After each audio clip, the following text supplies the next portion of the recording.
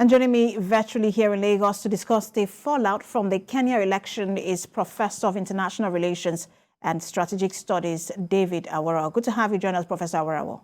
Thank you for having me. Let's just start from that ceremony there. Former President Uhuru Kenyatta handed over the instrument of power to William Ruto, and let's remember there was a fallout between both men in the second term in office. But while he was giving his speech, I was fascinated by his statement William Ruto made, where he said, "A village boy has become president." Talk to us about how significant that moment is, especially when you look at the fallout from in the second term, the election, and now the inauguration itself. Yes, William Ruto represents everything that Kenyans look forward to for the transformation of their country. First, it does not belong to one of the dynasties, so to speak, either the Kenyatta or the Odinga, any of them. A village boy who didn't have anything, who struggled his way through, and then became a politician, and then rose to become deputy president. He represents everything that Kenyans look forward to in the individual that will transform the country. He has done virtually everything right so far. First, he says he won't go after anybody. He shouldn't go after anybody, really. Kenya has too many problems to contend with than for him to focus on anybody to start pursuing. If anybody has done wrong, the law will take his course, not because Ruto would go after the person. He has also sought to build, consensus. He has told everybody to come on board, that there is no us and them, so that the problems of Kenya can be tackled and Kenya can, be at par with other countries, developed countries of the 21st century.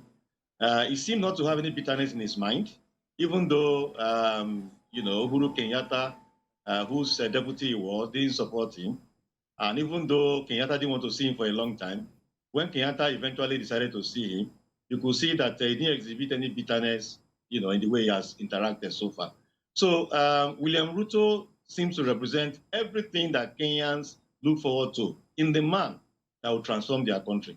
All we can hope is he will, he will maintain the momentum, keep to the promises he has made, and Kenya will be the better for it if he's able to, keep to all the things he has said, and if he's able to continue the way he has carried out, his activities so far.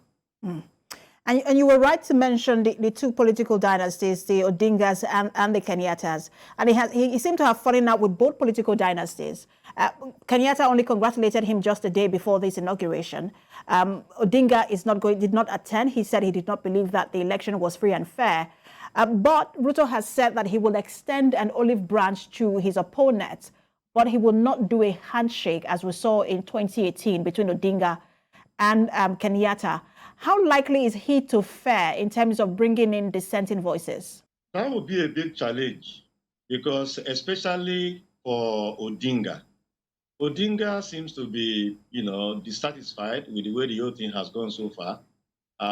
He seems to believe that he won the election and not Ruto, and he seems to, hold the view that his mandate has been stolen. And given the fact that Odinga will not likely contest again when you look at his age. He's on the second half of the 70s, going towards 80. By the time Ruto will complete his term, it will be impossible for Odinga to come. So, especially for Odinga, for Kenyatta, he has had his time, so there won't be, I don't think it will be so difficult for Ruto to reconcile with him and forge ahead. But for Odinga, the animosity seems inveterate.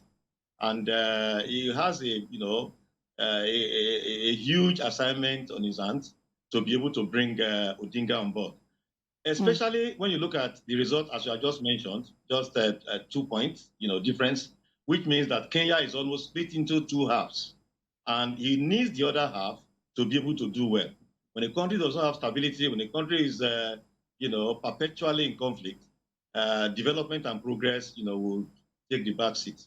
So Ruto will need to do everything within his power to ensure that, he brings in Kenyatta, which I think will be easier, and of course also bring in Raila Odinga so that all of them can join hands together to move their country forward.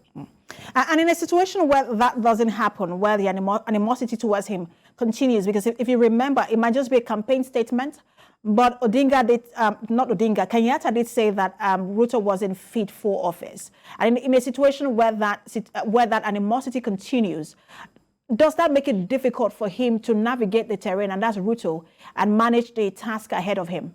Yes, it will be difficult.